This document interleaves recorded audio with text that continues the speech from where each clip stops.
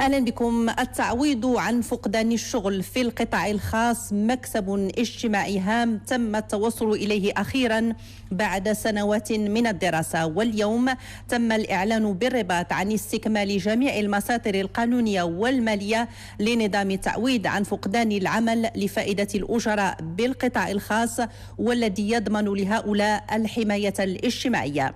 وإلى حدود اليوم وصل عدد الطلبات القابلة للصرف والمحترمة لكل المعايير 3600 طلب ستؤدى لأصحابها تعويضاتهم ابتداء من الأسبوع المقبل.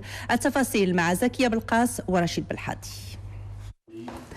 نظام التعويض عن فقدان الشغل دخل حيز التنفيذ منذ فاتح دجنبر الماضي، ومنذ ذلك الحين استقبل الصندوق الوطني للضمان الاجتماعي أزيد من 3600 ملف. نظام رصدت له مبالغ مالية هامة لمواكبة الأجراء فاقدي الشغل. مجهود طبعا ديال الشركاء يعني في ديال القطاع الخاص، لان في تمويل في اقتطاعات ديال ارباب العمل وديال الاجراء بنفسهم، ولكن في ايضا مجهود ديال الدوله اللي حسب الالتزامات المتوقعه 250 مليون في هذه السنه، وهذا هو اللي الان تصرف.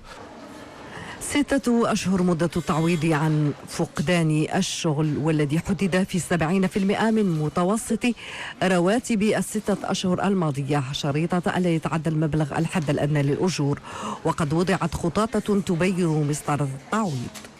يكفي ان الانسان لما كيفقد الشغل ديالو في هذه الظروف عنده واحد الوثيقه، واحد كيعملها واحد المطبوع بسيط كيوضعوا اما لدى لانابيك او لدى CNSS يعني الصندوق الوطني للضمان الاجتماعي، ثم كيتم الاستدعاء ديالو باش يمكن يرافقوا يقولوا له فوالا اش خصك، فوالا فين يمكن لك تمشي تخدم، اش بغيتي، واش يمكن نعطيوك تكوين اضافي. لما تيتسجلوا فهم مباشره كيتم الاتصال بهم من طرف لانابيك باش يجيو لاقرب وكاله وباش يستافدوا من الخدمات، يعني المقابله ديال التموقع، وكذلك من الورشات ديال البحث عن الشغل. إضافة إلى التعويض المادي عن فقدان الشغل، تسعى برامج الوكالة الوطنية لإنعاش التشغيل والكفاءات إلى إعادة إدماج المستفيدين في سوق الشغل عبر التأهيل وبرامج التشغيل الذاتي.